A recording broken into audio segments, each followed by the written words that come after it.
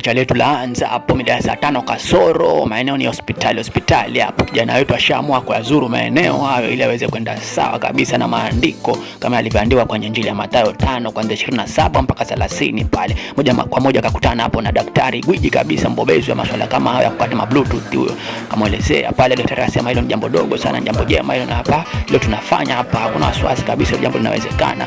Hapa cha kufanya moja kwa moja tutakuangalia kwanza hali yako ya kiafya hapo, tutakuangalia hapo pressure, tutakuangalia sukari, vipimo vingine hapo vidogo tuone uko sawa, tuchukue na pia sampuli ya damu hapo, tufanyie full hemogram, alafu majibu yakishakuja kutoka maabara kama kila kitu kiko sawa, basi moja kwa moja hapo wewe una book session yako, unaingia theater, tunatoa bluetooth hiyo na kwa flat kabisa, ili safari yako ya kwenda mbinguni iwe express hapo, epuka na vikwazo kabisa. Jambo jema hilo la kumpendeza hata Mwenyezi Mungu. Basi kijana katulia pale, kafanya pale vipimo pale, kamalizana hapo na pressure, sukari, kaangalia pale. Sasa kaingia pale daktari na daktari wake pale, kachukua sampuli ya damu hapo. Kijana ametulia kabisa, sampuli inachukuliwa hiyo hapo moja kwa moja. Daktari wetu mbobezi kabisa, gwiji daktari Yakobo kwenye kukata mabluetooth hiyo, usiwaze kabisa hapo mambo yake hapo. Vijana wengi sana hapo wanapitia hapo kwendea paradiso hapo. Kijana kachukuliwa sampuli hiyo, ametulia kabisa, sampuli tayari shachukuliwa hiyo. Shikilia hiyo kwanza hapo vizuri hapo, zuia hapo damu isitoke.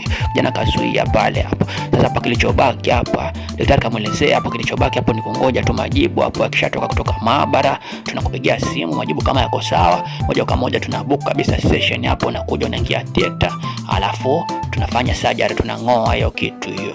Basi kijana akasema sawa, ina wasiwasi daktari, wewe malizana hapo, peleke hiyo kitu sampuli hiyo, peleke huko maabara huko, alafu mimi nitakuwa nasubiria tu simu yako. Mimi wakati wote kabisa ule simu ikishapigia tu mimi nafika tayari hapa, tunamalizana kabisa na hiyo shughuli.